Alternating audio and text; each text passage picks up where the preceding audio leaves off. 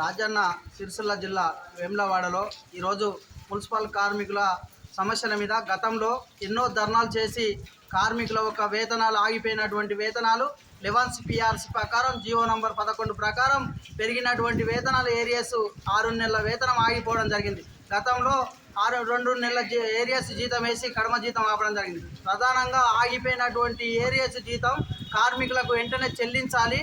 అదేవిధంగా కార్మికులను గత ప్రభుత్వంతో ధర్నాలు చేసి ప్రభుత్వ ఉద్యోగులుగా గుర్తించాలని ఎన్నో ధర్నాలు చేసినప్పటికీ గత ప్రభుత్వం ఎలాంటి స్పందన లేదు. కానీ కాంగ్రెస్ ప్రభుత్వం ఈ అసెంబ్లీ సమావేశాలలో ఇలా మున్సిపాలిటీలో పనిచేస్తున్నటువంటి లక్షలాది కార్మికులు తెలంగాణ రాష్ట్రంలో పనిచేస్తూ ఉన్నారు. వాళ్ళని వెంటనే ప్రభుత్వ ఉద్యోగులుగా గుర్తించి వాళ్ళకు గౌరవ సుప్రీంకోర్టు చెప్పినట్టు సమాన పనికి సమాన వేతనం 26,000 వేతనం చెల్లించాలి.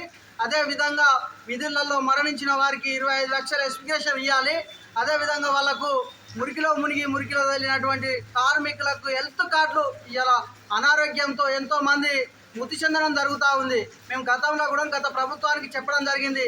మున్సిపాలిటీలో ఇలా దుబ్బలో ధూళిలో పనిచేస్తున్నటువంటి మున్సిపల్ కార్మికులకు హెల్త్ కార్డులు ఇవ్వాలి.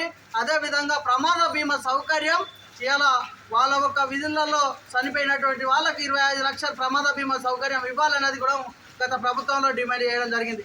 కానీ ఎలాంటి స్పందన లేదు. ఇప్పుడు కాంగ్రెస్ ప్రభుత్వం జరగబోయే అసెంబ్లీ సమావేశాలలో ఈ యొక్క మున్సిపాలిటీ కార్మికులకు 26,000 వేతనం సమాన పనికి గౌరవ సుప్రీంకోర్టు చెప్పినట్టు 26,000 వేతనం చెల్లించాలి.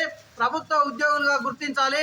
వారికి వాళ్ళ ఒక కుటుంబంలో ఎవరైనా ఉన్నటువంటి అర్హులైన వారికి వీళ్ళు మరణించినట్టుంటే విధులలో మరణించిన వాళ్ళకు వాళ్ళ కుటుంబంలో ఉద్యోగాలు ఇవ్వాలి. అదేవిధంగా వీళ్ళ ఒక ఏళ్ళు కామన సేవలు చేసి రిటైర్మెంట్ అయిపోయే వాళ్ళకు కూడా వాళ్ళ కుటుంబంలో ఒకళ్ళు ఉద్యోగంలోకి తీసుకొని వాళ్ళకు రిటైర్మెంట్ బెనిఫిట్స్ కూడా ఇవ్వాలని ఏఐటీసీగా ఇవాళ డిమాండ్ చేస్తూ ఉన్నాం.